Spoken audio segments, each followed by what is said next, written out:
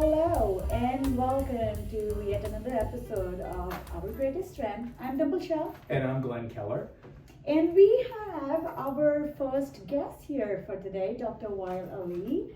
Thank you so much for being here with us, Wail. Well, thanks so much for inviting me. Really appreciate it. Oh, we really appreciate it as well. Yeah, so let me tell you a little bit about how we met. They shifted while his very gorgeous wife and two boys, they moved into our neighborhood last summer. And we instantly hit it off. We just feel like we've known each other since forever. And then one day while we were at a dinner to their place during Thanksgiving, I ended up sharing with him a little bit about our greatest strength. And I'm like, hey, can you come over as a guest for this thing that we're doing? And just I explained a little bit and he instantly says, yes, that's how he's here. And I'm so excited. I really like this, the ideas and talking about, kind of immigrants and how they, maybe the experience and I like it. Awesome. Super excited to chat with you today. Yeah, so can you, first of all, it's just a pleasure to meet you. And can you tell us a little bit about, about yourself, where you grew up and how you got here? What's your role here in the U.S., what you do? Yeah, I am a physician, specialized in the pediatric and specifically pediatric cardiac intensive care. So I take care of the very sick patient with heart disease. So that's my job, it's here. I was born in Syria, actually, and grew up in a small town in the middle of Syria where everybody knows everybody. Yeah. And I was raised in the big family. We are nine siblings, actually, 2 sisters and 6 brothers. I am in the middle, actually. I finished my school there and high school, and then I went to the medicine school, and I finished the practice or studies actually in 2000, and then I practiced there for years before I came here. Oh, wow. Yeah, it's so, my impression of Syria is just gathered through friends and not really had an in-depth talk other than people that kind of lived there temporarily. So, I guess my whole thought was, well, Damascus, right? That must be it, but you're from a small town. So that's interesting. Right. Wonderful. So thank you for that background. Now, how did you land up here in the U.S.?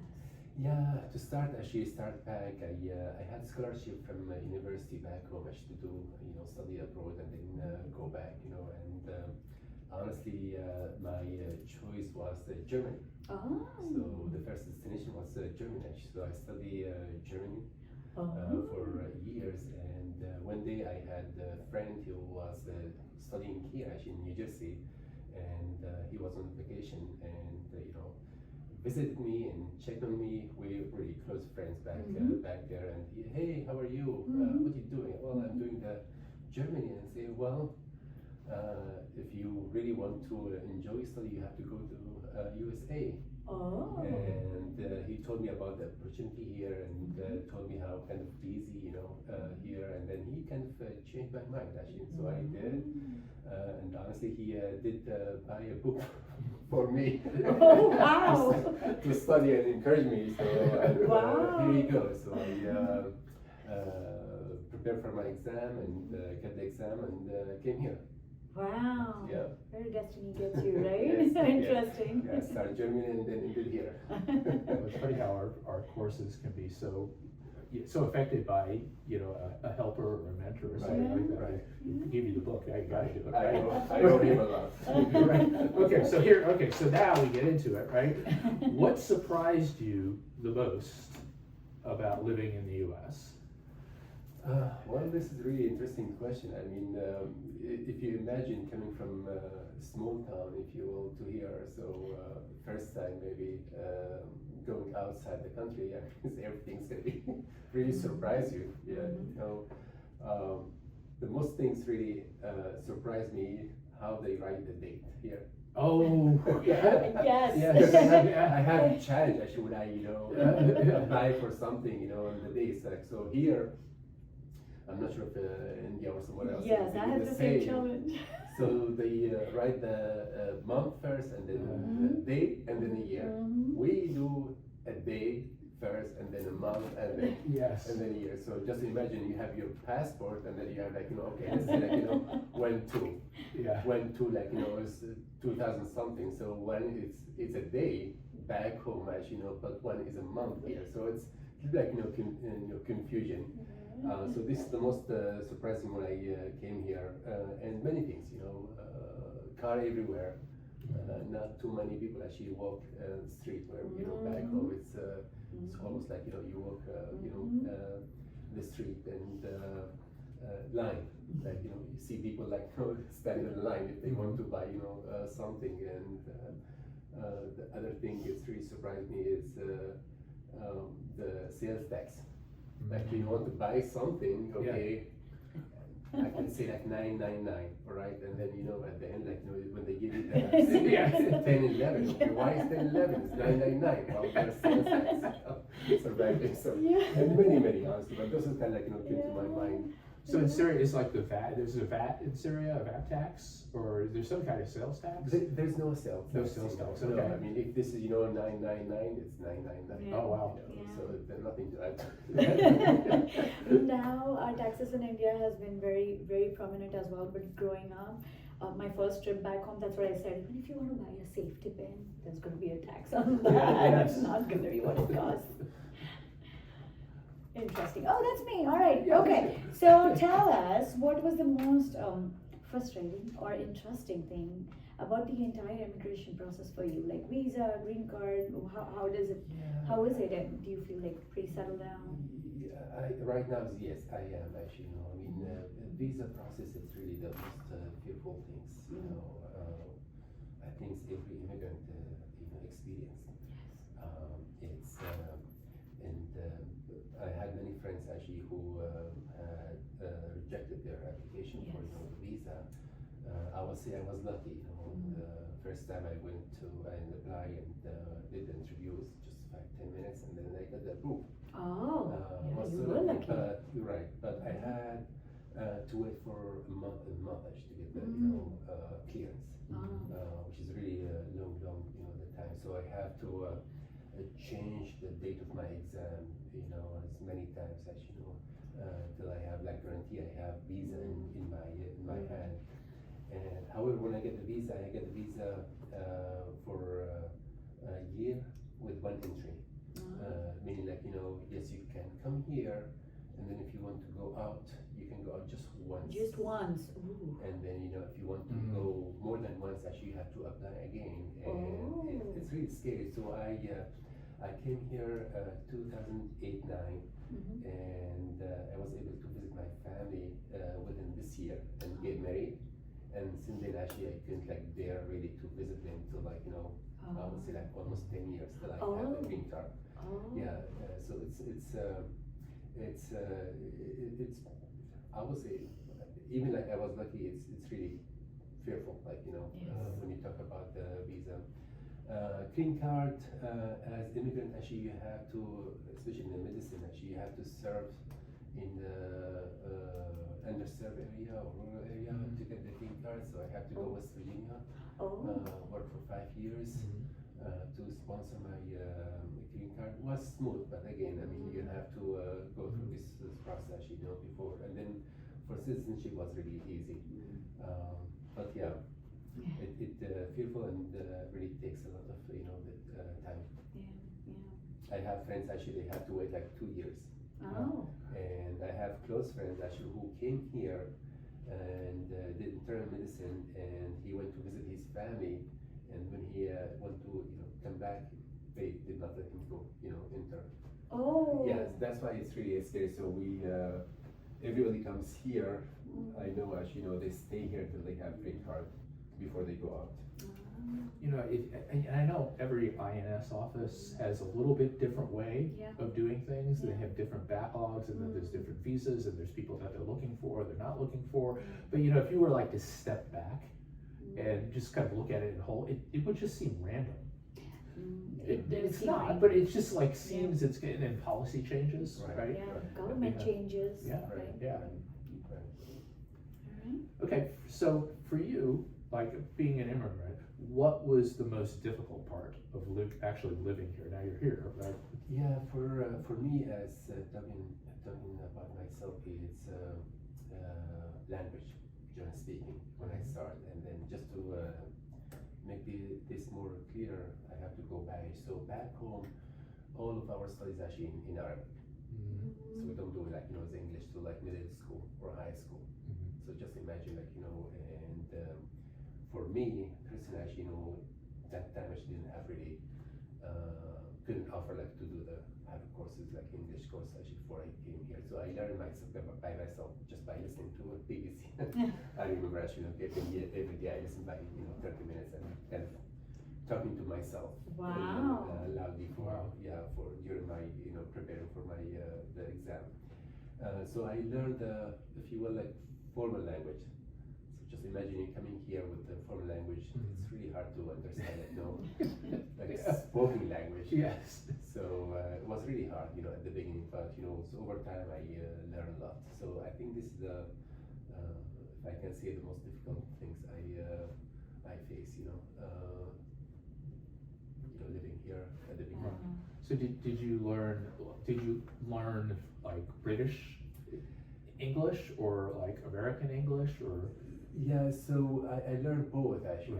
I learned both, and then when I came here, the first time I came here, I came to New Jersey where my friend lived and studied, and I spent 6 months. And he really encouraged me, New Jersey, like close to New York. So I take the train like every day actually to go to New York and just walk, Yes. and listen, and then talk. People Oh, here actually cool. they are so kind. They open conversation wherever you stand. So by the time I really have more learning more and get much better in language. Wow. Yeah. I couldn't have done. I couldn't have even imagined that No. you did not know English before coming into this No. country. No, it's Right? it was really hard. Amazing. What an interesting way of picking it up too. Right, I know. Wonderful, wonderful. So now tell me, what is the best part about living here in the US? I think the best part here actually is opportunities. Mm. And I think here if you work hard and do your best, I think you can achieve what you want to achieve. So I think I call this country actually is country of opportunities. Mm. Yeah, so the next question is about opportunities. So can you elaborate a little bit on like what opportunities you or your family or both have had? So I can talk about the education because this is the way I came here. Actually, at the beginning was kind of like hard because nobody knows you, just in the paper, as you know. So I did my residency again here in South Alabama. But after doing 3 years training in the pediatric, I was able to go to the really big university nationwide and worldwide actually. So I did my training in the Texas Children's Hospital, Baylor College of Medicine, and I continued my training in Children's Hospital of Philadelphia, University of Pennsylvania. Actually, they are really big university worldwide. So I couldn't imagine one day I would study in those big universities. Wow. You've lived in a number of states. Right? I I was thinking the same I'm like thing. You've been all inventorying. over. I've been in Texas. I'm hearing New I Jersey. came to New West Jersey. Virginia. New Jersey. I spent New Jersey for 6 months, and between New Jersey and New York, and then I moved to Alabama for 3 years, and then after Alabama, I went to Texas for another 3 years, and then I practiced for 7 years in West Virginia, and then I went to Pennsylvania, and then came. Wow. So do I need to wait another 2 years before I ask which is your favorite place so far?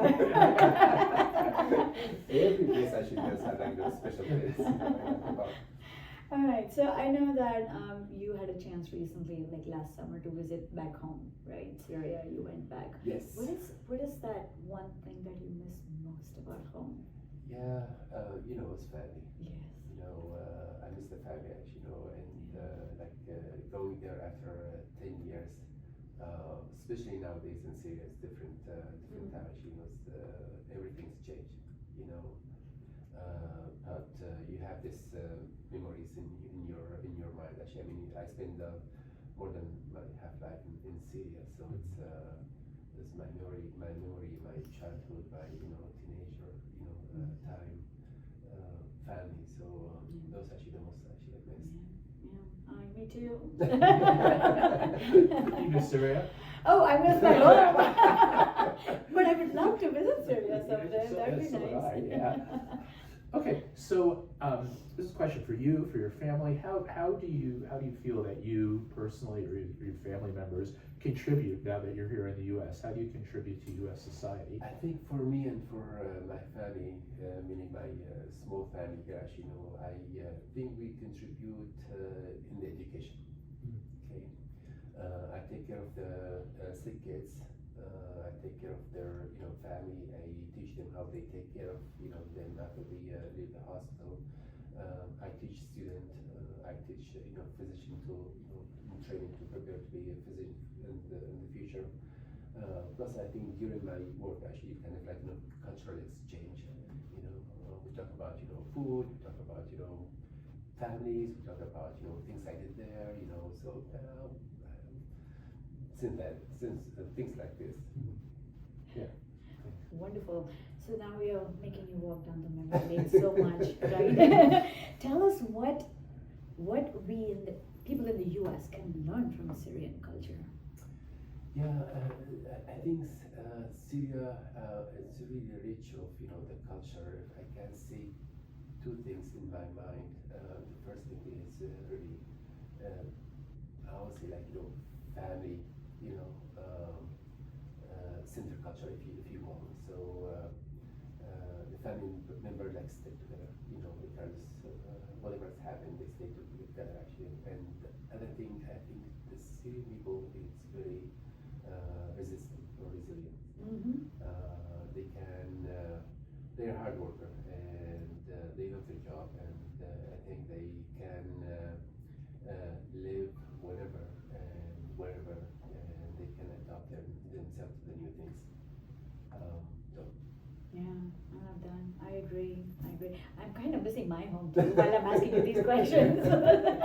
This is the beauty of what we do right here. So thank you for sharing. Yeah, it's interesting. I had a Hungarian friend in my life that lived in Syria, and he told me all kinds of reasons that I should go to Syria.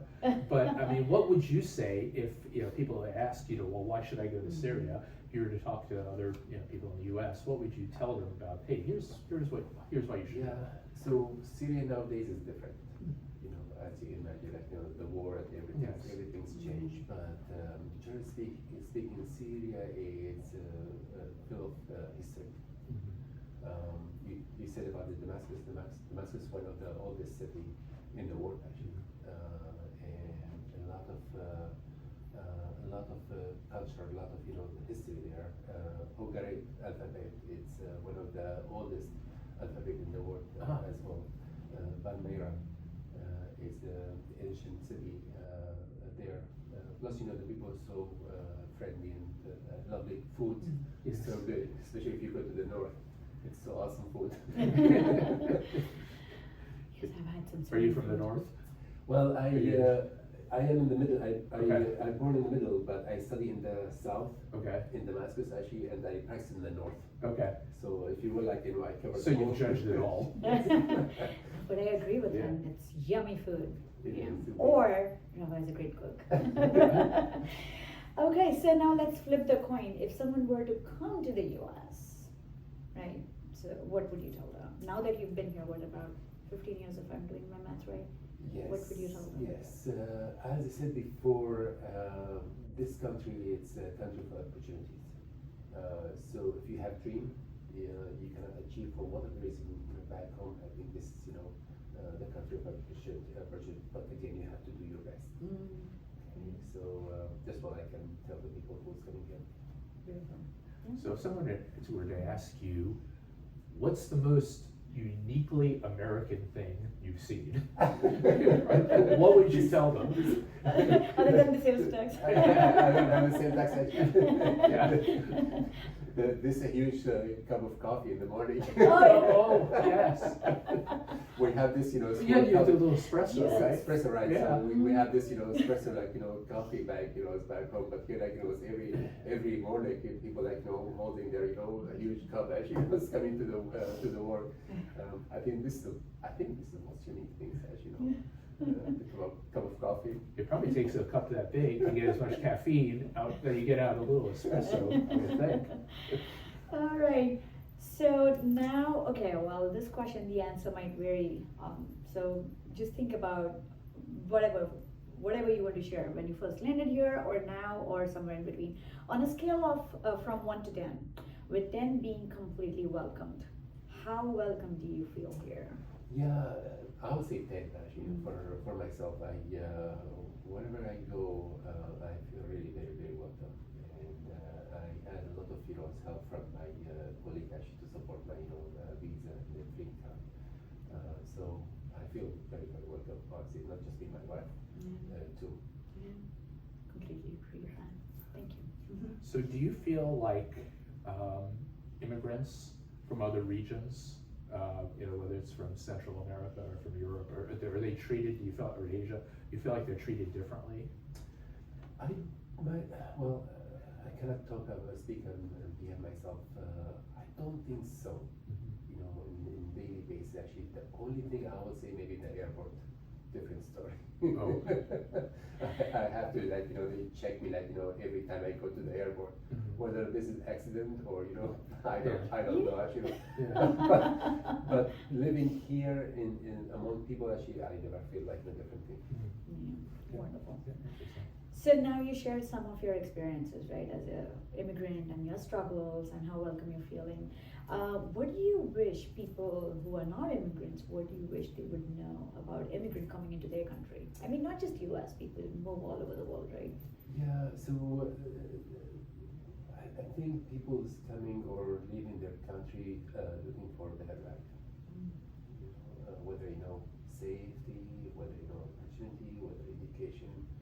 And I think those people actually, after they adjust themselves, I think they contribute too much to the society.